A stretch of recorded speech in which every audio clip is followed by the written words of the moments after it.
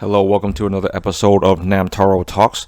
This episode will pick up from the previous episode, which was about video games.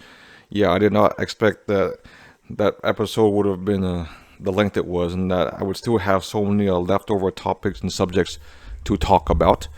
Well, without further ado, let's get straight into it. I remember the previous episode I was talking about Marvel vs. Capcom 2, which was a fighting games. So, I'll talk about Marvel vs. Capcom 3 after, very soon. But, yeah, another fighting game that we played back in the day was Dragon Ball Z Budokai. Yeah, that was on the PlayStation 2. And I didn't grow up with Dragon Ball Z as much. I knew who the characters are. My cousins was the one who's a big DBZ fans. But the good thing about Budokai, because it really taught me about one of the original main Dragon Ball Z storylines, like the ones where like Goku, he's on Earth, and then Raditz comes to Earth, and Vegeta and Nappa come to Earth, and then there's also the Frieza saga with the Ginyu squad, and of course the Cell saga afterwards. And after that, that's pretty much what Budokai 1 covers. I didn't really play or buy Budokai 2 or 3, and there was Budokai Tenkaichi, and all of it gets really confusing. I know who Majin Buu is, and there's Kid Buu, and like the fat one. But Budokai 1, it captures the main moments, of course, like the one where Goku has to hold Raditz, and Piccolo does a special beam cannon. And I didn't know there were many different power-up scenes with Frieza. I'm glad I didn't watch those episodes, because I kind of figured it would take like an entire episode to power up to the next power level. And of course, it spawned that one meme, it's over 9,000. And the cool thing about Budokai was that it had a huge cast of characters, though. And I know that the cast even got bigger in the subsequent games. But pretty much androids 16, 17, 18. Was there a 19? I forgot. But of course, Goku, Vegeta, Piccolo, Krillin, but more obscure characters like Hercule. Actually, was he in it? I don't remember. But Videl, that was interesting. Like Gohan's girlfriend at the time, and Trunks. People like Trunks. Honestly, the combat system itself, it was what it was. Like everyone had the same beam move, and the animation was very similar for all of them. But everyone gets to do energy blasts and fly around. But the game is what it is, there's no competitive Budokai or Budokai Tenkaichi. Not that I know of anyways. But if anything, it was a good introduction to the Dragon Ball Z series. Another fighting game that we had was Street Fighter EX3. So there's regular Street Fighter, but the EX series, that was when they brought it more into 3D, supposedly. And of course, you got your standard characters like Ryu, Chun-Li, Blanca, but they had all these other weird characters from I think it's like a series called EX or EX Layer, something like that. Like Skullomania, Doctrine Dark, Hokuto, Nanase, and Pulum Puma, which is this one Indian girl who does belly dancing, and Garuda, which was this one spiky guy, kind of like Baraka from Mortal Kombat, with other random characters like Kairi, Sharon, Doctrine Dark. But what I do like about that series is that every character was pretty accessible. Of course, you got like your standard quarter circles and the dragon uppercuts, and of course Zangief's like weird wrestling moves. But everyone had some level 1 moves, some level 3 moves, and they were all executable and very easy to practice. Not sure who my favorite character was in that game. I think it was Sakura, yeah. But I gotta talk about Marvel vs. Capcom 3. And when I first saw that trailer, it was bananas. It was a few familiar characters like Ryu and Wolverine fight each other, and a couple newcomers like Dante and Deadpool. And in that one animation video, it was like Morgan and Spider-Man flying around. And for some reason, I don't know why they ship Spider-Man and Morgan all the time. I know they were together for one screen in one of the arcade videos, but there's a lot of fan art of Spider-Man and Morgan. But the introduction animation, it's like all the bad guys team up with each other. Dormammu, Doctor Doom, Magneto, Albert Wesker from the Resident Evil series. Yeah, the interesting thing is Marvel vs. Capcom 3 came out, and then only 6 months later, Ultimate Marvel vs. Capcom 3 came out. So the original had about, I might be wrong, I think it was 36 characters, but then the Ultimate version added 12 new characters and 14 if you include the two DLC also. But honestly, it just looks better. It's just good to have a new Marvel vs. Capcom game at that time. I didn't really get the game or play it as much. Actually, I eventually did, but of course I wasn't that good. But I watched so much of it. It was such a good spectator sport. It is so flashy and so combo heavy, and you watch a game over time. You kind of figure out how the meta changes over time. Like certain characters get more popular and get abused for certain assists and certain combinations. You kind of see different play styles, like the combo heavy game, the keep away game, and a couple of gimmick characters like Phoenix from the X-Men. Like, she's really weak, but if you have a full like combo bars when she dies, she turns into Dark Phoenix, who's really overpowered. Not to mention like Phoenix Wright from those Ace Attorney lawyer games, and he fights by throwing papers at you and sending out a dog. But if he gets into turnabout mode, he's like a giant prosecutor and points a giant finger at you. And it's a cool game because you know which characters are top tier or overpowered, but you can't help but root for the unconventional teams, the underdogs, and you know that they have much less of a chance to win. But if they could pull it off, if they play the right game or the tightest game, they could pull some surprises. And I think when Marvel vs. Capcom 3 got more popular, that's when I began watching the Evolution Tournament series, or EVO, which is a fighting game tournament that they have every year. And it's like, it was really hype. That's one thing I liked about Marvel vs. Capcom 3. It was such a hype game. The commentators are excited, the crowd's excited, everyone's cheering, everything. And there's always different ways to word different situations in the game. The same goes for Super Smash Bros. Melee. That's another thing.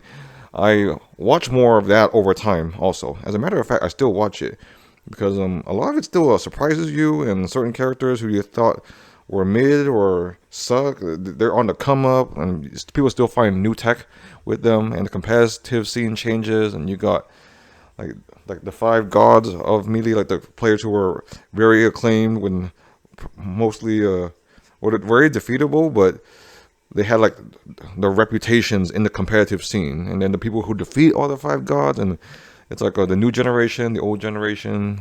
Yeah, so it's pretty much esports, any kind of video game that it's fun to watch. Like how you would typically watch a basketball game or a football game, you would watch a Ultimate Marvel vs. Capcom game or a Smash Bros. Melee game. And it doesn't have to be EVO. There's a whole bunch of tournaments all around the country, all around the world, different regionals. And I like the different monikers they have. And I know esports are prevalent for most genre of games, really. Well, anything that's multiplayer, like the arena battle games, like the 5v5 tower defense games, and of course first-person shooters. But for me, it was those two fighting games mainly. Though I usually watch the clips of the matches later. I rarely watched it live. I only watched it live, I think, once or twice. And the second time, it was last year. I watched it at a friend's house, and we watched the Street Fighter 6 finals.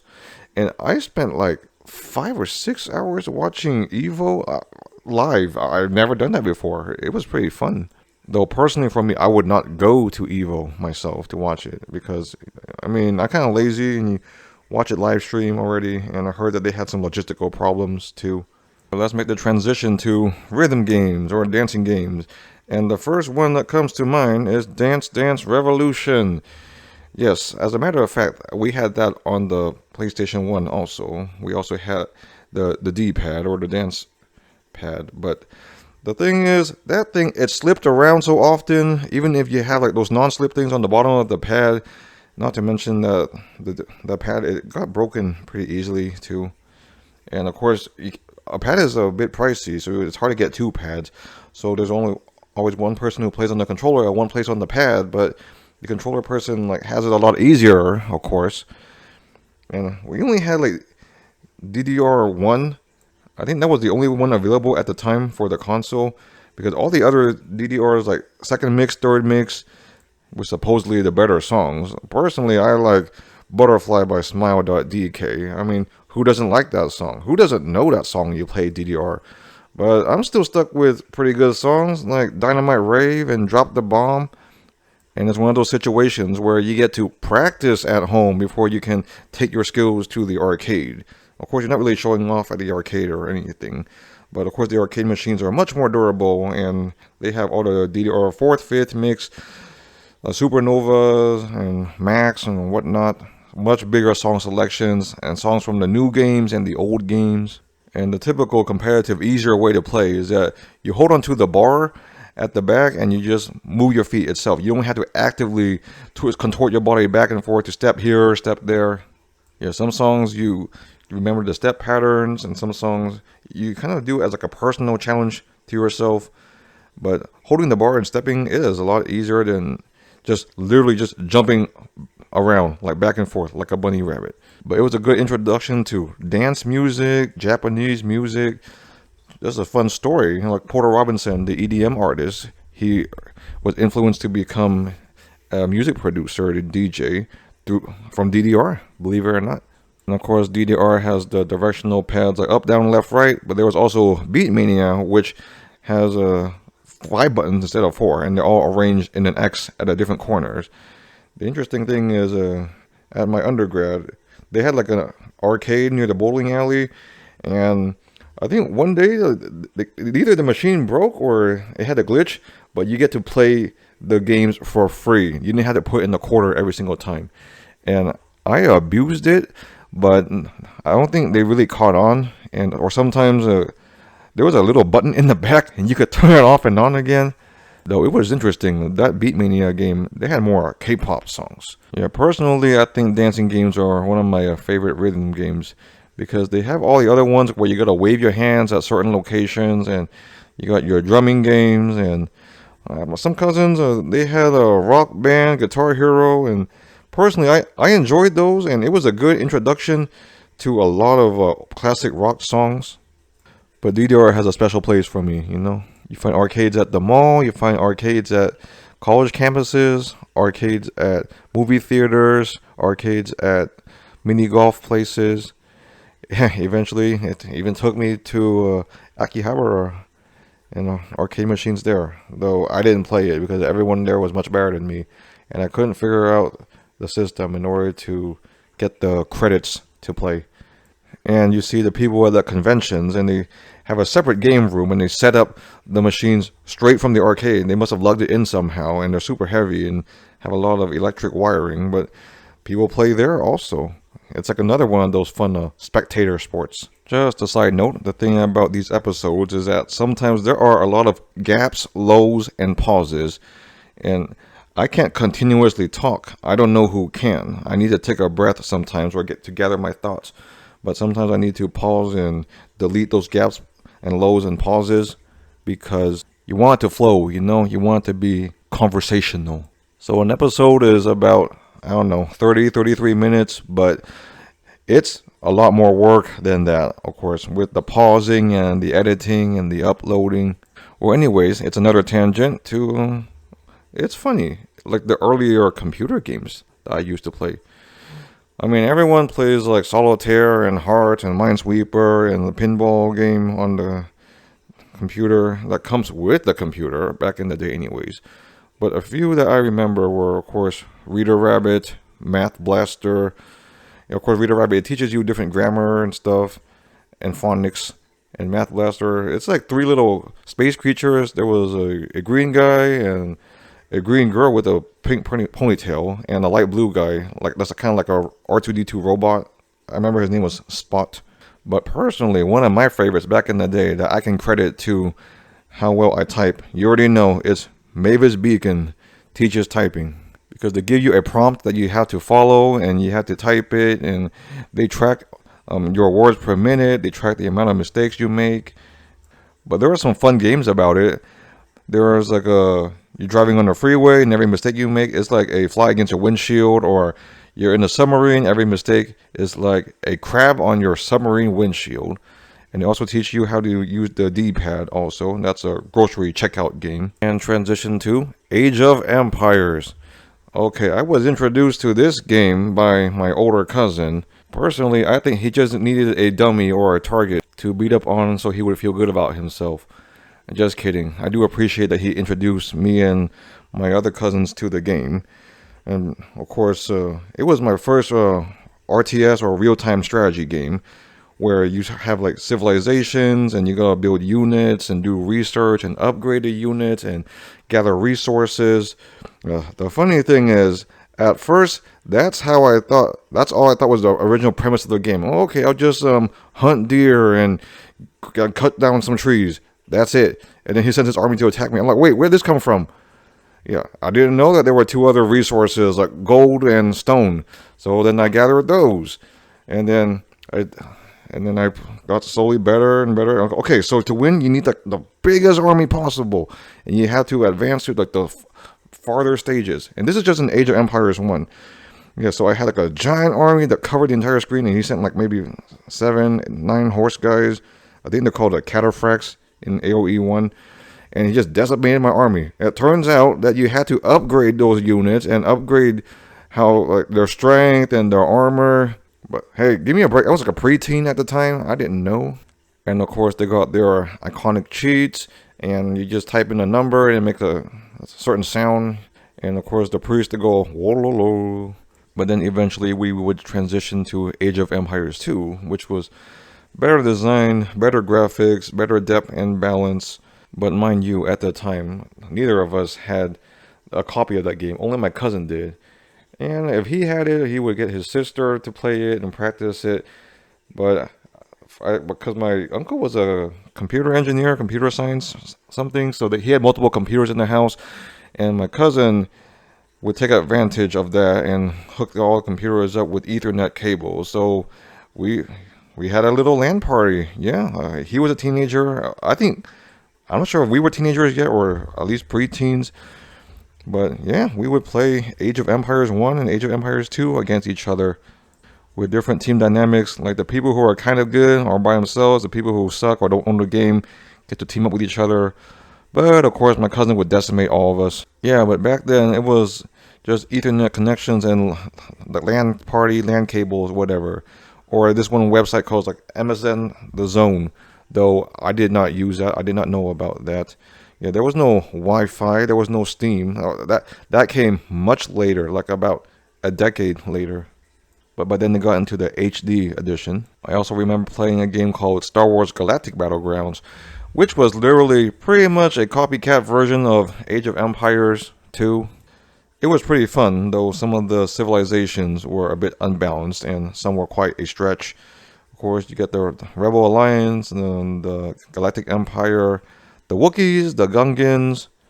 They got pretty much the civilizations from episodes 1 through 6, so there was also Naboo and the Trade Federation. I remember one time we were playing one of the AoE games, or AoE 2, I think. And for some reason, all the computers and the connections were connected to a single light switch. But I thought it was a regular light switch. I don't know if it was me or somebody who just leaned into it and bumped it, and all the computers turned off and all like the modems turned off. But we also found alternative ways to win, and honestly, the only way we could have ever won was when 2 or at least 3 of us teamed up on my cousin who introduced us to this entire franchise, and we could like just send all our biggest armies back at him, or there's 2 other ways to win. One where you capture all the relics and hide them in the monasteries, and he has to find them and destroy them. And another is you build a wonder and you have to protect it for a certain amount of time. But then we build walls around the wonder, and we would have our own armies around it. So he would try to destroy it, and we would just decimate his army, and he could never even reach the wonder. But yeah, that was one of the only ways we could have won. Yeah, he was that good. He was that dominant. But the good thing about Age of Empires 2 is that it made a comeback, you know?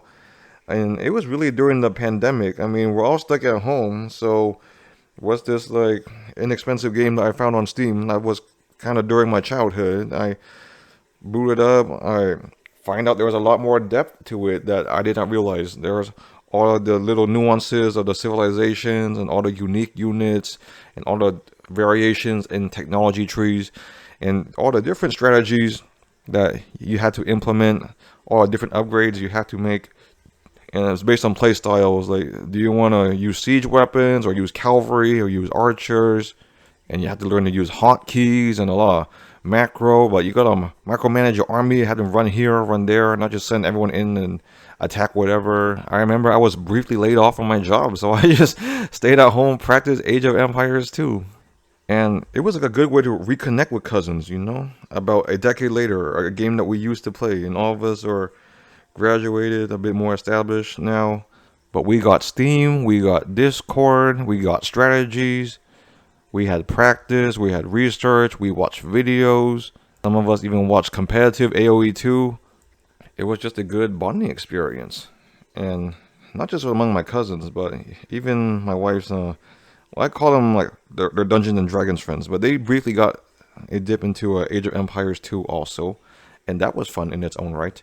Yeah, you have to learn about build orders in order to get to a certain age, a certain amount of time, and you gotta learn how to rush people with certain units, whether you send scouts or archers. And the game is still evolving. They make balance changes and tweaks for it to this very day, and they keep introducing new civilizations. I don't want this to be a giant tangent and make it an Age of Empires 2 podcast. Well, let's talk about Tales of Symphonia, yeah, on the GameCube. I know it's quite a pivot, but this game kind of stuck out for us too, because I played this game with my neighbor friend and my cousins. And at first glance, you might think, oh, it's a typical Japanese RPG. But one aspect I liked about it was that it was very accessible and bright and easy to figure out. Honestly, if you play Final Fantasy, you would pick up Tales of Symphonia pretty easily. I know there's many other Tales games. It's like a whole series franchise, like Tales of Legendia, Tales of the Abyss, Tales of Berseria, which I personally never played, but I do like the main character's design. But I think one thing that really stood out for me with the Tales games, well, Tales of Symphonia anyways, because up to 4 people could play together at the same time. Of course, player 1 would be the one who's like running around and controlling everything and driving the plot. But once you encounter a battle, whether it's a wild battle or a boss battle, there's 4 people at a time. Each person can take control of one character, and you determine your own moves, you determine how you attack, and you could be the ones in the background doing the healing and the magic spells, or you could be the ones up in the face of the enemy, just like hack and slashing at them. Personally, one of my favorite characters from that game was this little girl named Presea, and she had like pink hair and a giant axe, and just like swing it around. Yeah, but the plot was straightforward enough. The music, now that's memorable. I really like Tales of Symphonia music. I know they made a Tales of Symphonia 2 later, and they introduced 2 new characters, and the original cast came back, and you get to play as them also, but I never really got into that. And they supposedly did a remake, a remaster of it, but I heard it wasn't very good, or it might have been a downgrade. One unfortunate thing about video games I must lament is that I was never good at first-person shooters. Yeah, so of course at the time, well, most of the guys my age, they played Counter-Strike or Halo. And I tried giving that a try, but I just suck. Like, they would shoot me before I shoot them, or I see someone and I start panicking and I shoot, but then my aim is off and I don't know how to run at the same time, or I can't really snipe people. All I know is that in Halo you have the Needler and that one energy sword. That's it. Like nowadays, if there was this Fortnite and Overwatch, I tried Overwatch briefly, I suck at it. I would probably suck at Fortnite also, but it's okay. It's kind of like, you know what's out there, you know what I mean? You don't gotta play every game, you don't gotta be good at every game. And I am nowhere into gaming as much as many other peers or many other people I know. But I keep an eye on the game world, you know? I keep an eye on titles and have an idea of what's out there.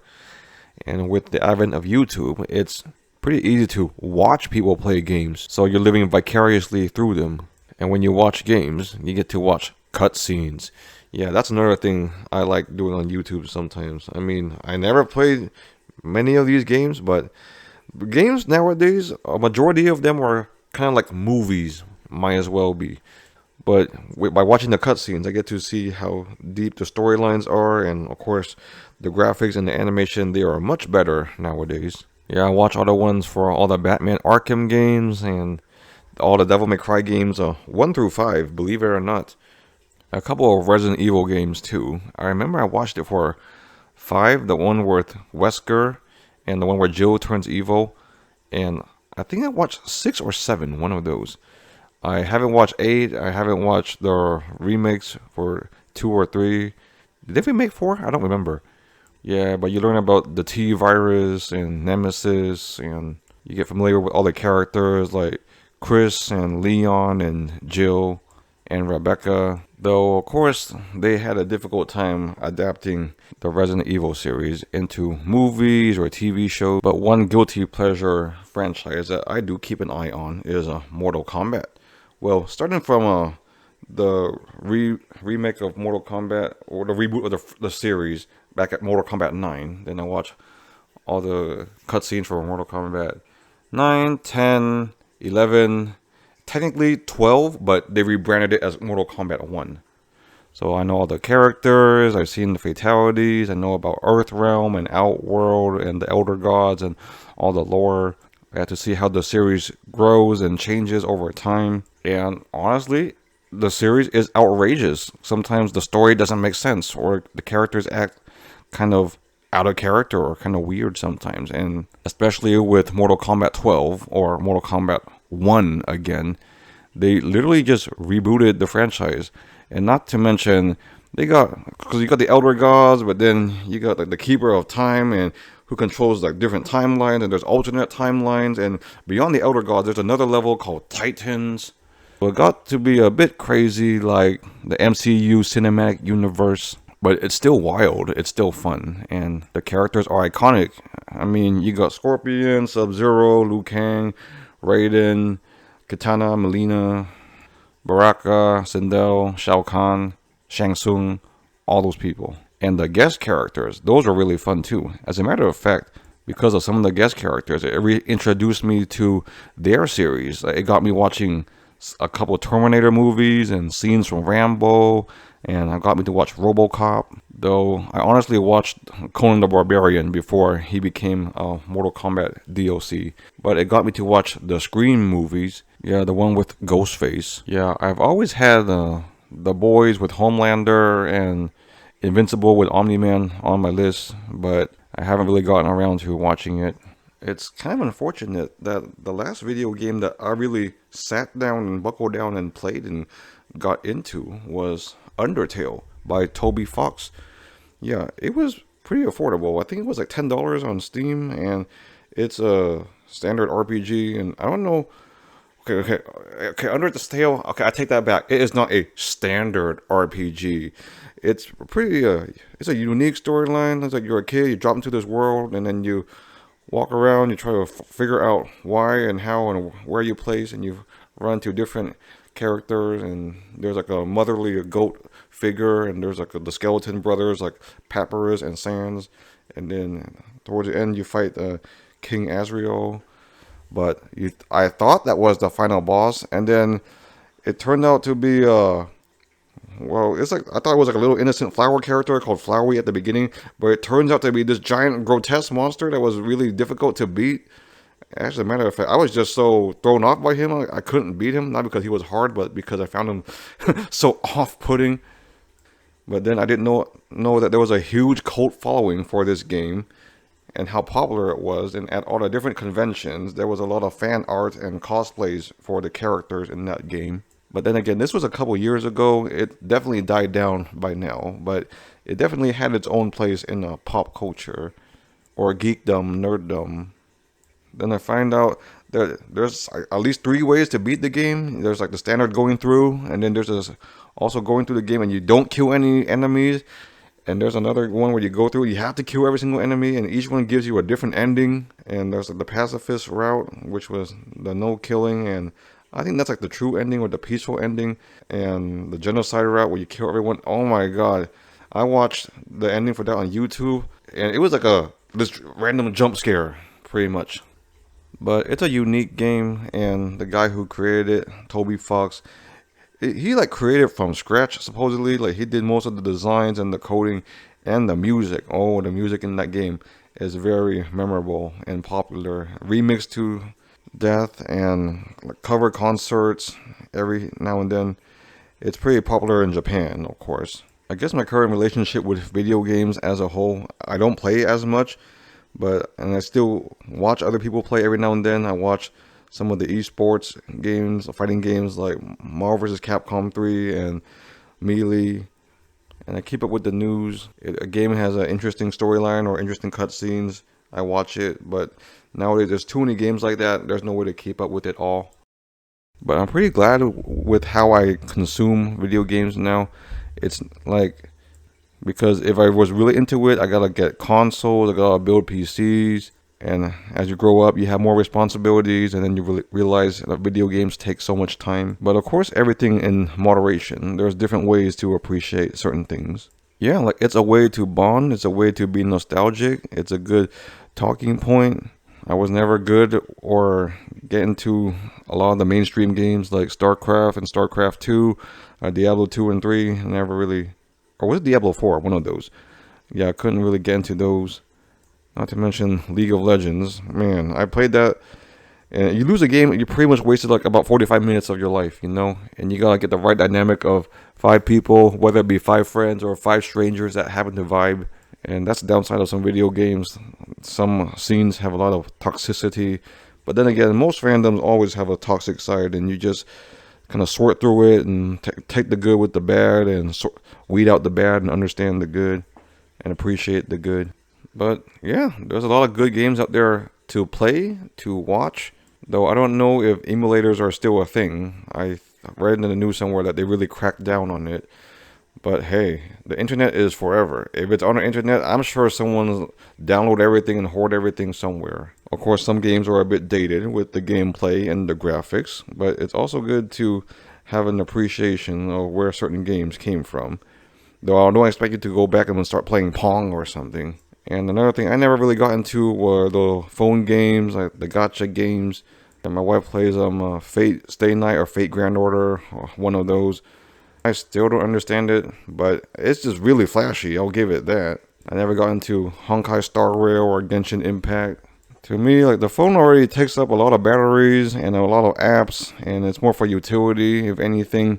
So if I have a game that takes up a lot of space and consumes a lot of battery, that's the last thing I need. Yeah, games, it's like an expression of creativity, and there's always fandoms and tie-ins. Like, some games become movies or TV shows, and some games have good soundtracks, or certain popular franchises, like, they have games or become games later, and crossover games. It wasn't just Smash Brothers. Back then there was Shonen Jump All Stars, where it's like a Smash Brothers version of all the Japanese like manga characters, anime characters. Like, you would have Goku fight Luffy and Yugi and whatnot. Not to mention they have a console version called Jump Force. And those platform fighting games, they had one for WB characters, they had one for Nickelodeon characters, they had a failed one for PlayStation characters. The only thing I really wish for video games, well, 2 aspects, is that people, they consume it, I don't know, responsibly, Like, it doesn't take over their lives or affect many other aspects